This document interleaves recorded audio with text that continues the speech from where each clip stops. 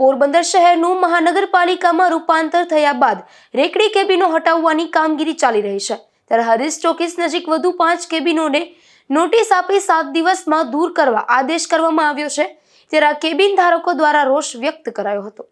પોરબંદર શહેરના Harish ચોકીસ taxi parking પાસે આવેલ મામાદેવના મંદિર પાસે રહેલ 5 જેટલી કેબિનોને મહાનગરપાલિકા દ્વારા નોટિસ આપવામાં આવી છે। મહાનગરપાલિકા દ્વારા કેબિન ધારકોને નોટિસ આપી આગામી 7 દિવસમાં કેબિનો દૂર કરવા આદેશ કરવામાં આવ્યો છે, ત્યારે મહાનગરપાલિકાની કામગીરીને લઈને કેબિન ધારકોમાં પણ રોષ જોવા મળી રહ્યો છે। ત્યારે રોષભેર કેબિન ધારકોએ જણાવ્યું હતું કે તમામ કેબિન કોઈને પણ નડતર રૂપ નથી, તેમ છતાં ખોટી રજૂઆત બાદ કામગીરી હાથ ધરવામાં આવી છે। મારું નામ ભીખુ કેશવ ઓરેન્દ્રા। હું હરીશ ચોકી જે 30 વર્ષથી અમારી કેબિન છે। અમુક માણસને વાંધાના હિસાબે અમારી 4 કેબિનો અમને કોઈને નડતી નથી, કોઈ ટ્રાફિકમાં આવતી નથી, કોઈને નડતી નથી। અમે નાના માણસો ધંધો કરીએ ત્યાં મનોજભાઈ મકવાણાને આ બધાને ખોટી અરજી કરી અમારી હાલતા ચાલતા 1-2 માણસ હારે એને વિરોધ છે।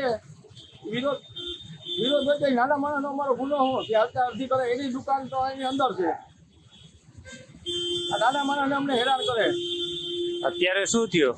અત્યારે એ લોકો જે અરજી દીધી કે આ ખોટે દર્શક તમે મંદિરે નડે ને, આ મંદિર બનાવનાર જ અમે પોતે છે। એ લોકોને પૂછો કે આ મંદિર કેને બનાવ્યું? મંદિર અમે પોતે જ બનાવ્યું ને મંદિરમાં અમે હાલતા વર્ષ પ્રોગ્રામ કરીએ, 4-4, 5-5 મારા પ્રસાદી લઈ। ત્રીજા મહિનાની 16-17 તારીખે અમારે દર વર્ષે પ્રસાદી હોય। આ 5000 માણસ પ્રસાદી લે। કોણ નોટિસ આપી ગયો? છતાં આ મનોજભાઈ બધાને હેરાન કરે, અરજીઓ આપે ખોટી અમારી। આની પહેલા 2-3 વાર અરજી આપી। અમે સાહેબને રિક્વેસ્ટ કરી કે અમારે સાહેબ 8-10 જણા ખાવા પડે, અમે નાના માણસો જઈએ ક્યાં?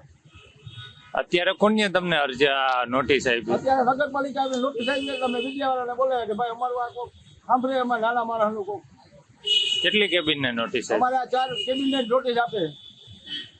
આ નોટિસમાં એવો પણ ઉલ્લેખ કરવામાં આવ્યો છે કે આ જગ્યા નજીક મામાદેવનું મંદિર આવેલું છે અને મંદિરમાં મહિલાઓને જવામાં મુશ્કેલી પડતી હોવાથી કેબિન દૂર કરવા નોટિસ અપાઈ છે।